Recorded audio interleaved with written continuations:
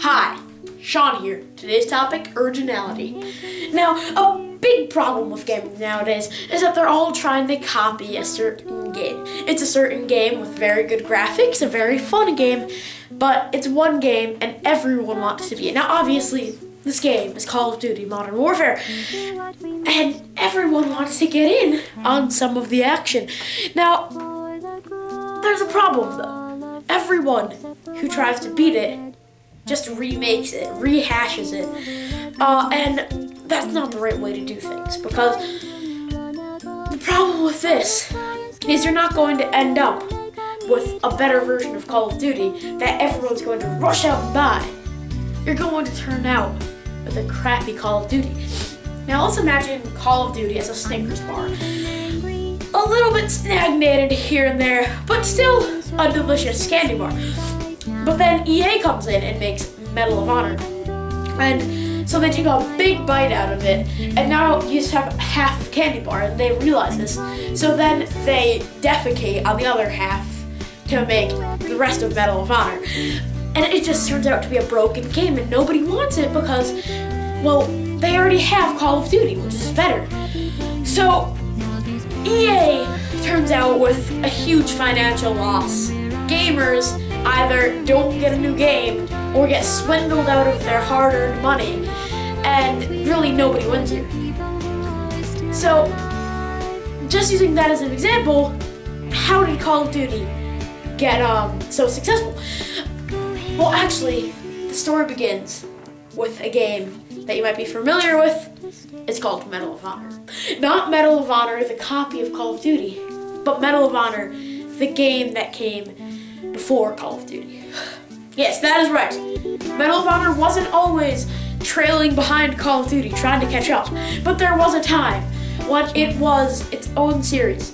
It started off as a World War II shooter. It was one of the first ones to have you go into D-Day, and it was quite fun. It was single-player focused, as almost all games were back when it was made, and it was really a pretty superb experience. It was nice storytelling, there were some pretty shocking moments, but then Call of Duty came along, and they were also World War II shooters, and there was this whole big genre of the World War II shooter. Sound familiar, guys? So Call of Duty was able to sort of perfect the craft, and it had a good following, and then something happened. There was an explosion. This was a triumph. Halo.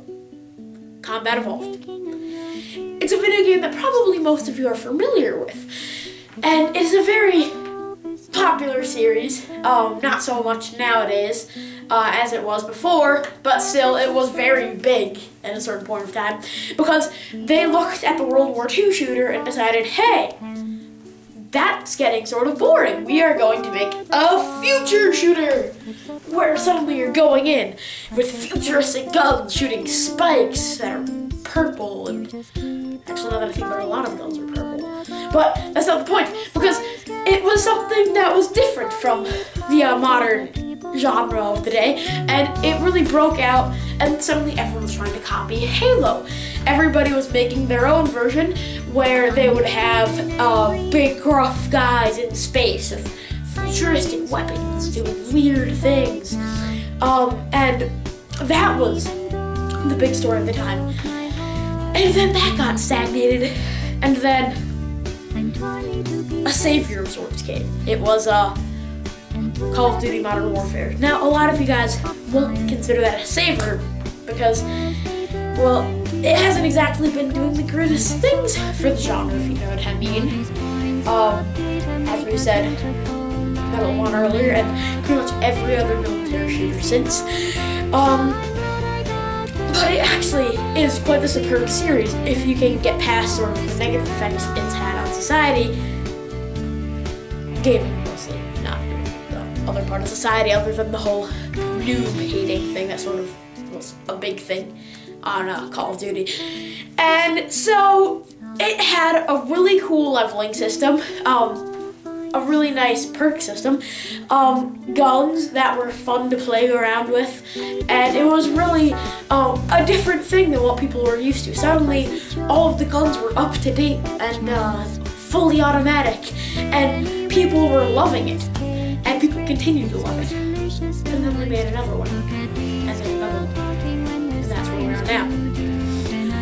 But now that the entire gaming scene is filled with this type of game, I think that it's sort of time for the next Call of Duty to come out. No, not the next Call of Duty, another military shooter, but another thing that is going to bring gaming to a new place. Now, Skyrim has come out lately, and that is one of the biggest things on the internet. It is a role-playing game, for those of you who don't know, by the makers of Fallout. It is in the Elder Scrolls series, which almost every game in the series has been a big blockbuster, because it sort of comes in, and then it's a big boom, and then it goes out, and then it comes in, big boom, and comes out, and everyone's anticipating it for these years, where other games come in and fill the gap, but it always comes in and sort of breaks up the stagnation of what's popular then.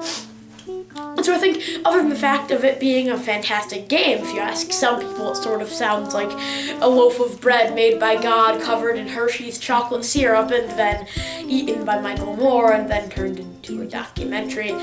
Don't know where I was going there, but that's what a lot of people consider it, other than the Michael Moore thing.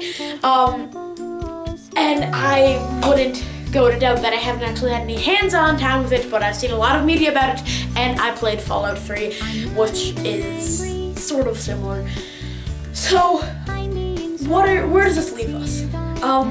There are a few branching options to go. There's the Nintendo route of putting out the same game, albeit a good game, the same exact game, every once in a while, reskinned, and with some new thing layered on top of it.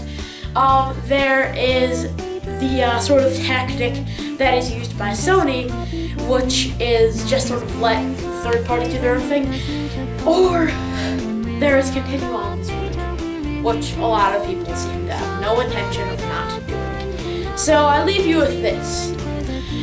While it is nice to have a hamburger every once in a while, if you have a hamburger every day, at one point you're going to want some celery. And I think that's just what we need, some celery to vitalize our gaming industry. Let's just hope it has some peanut butter and raisins with it. Find someone else to help you. Maybe Black Mesa. That was a joke.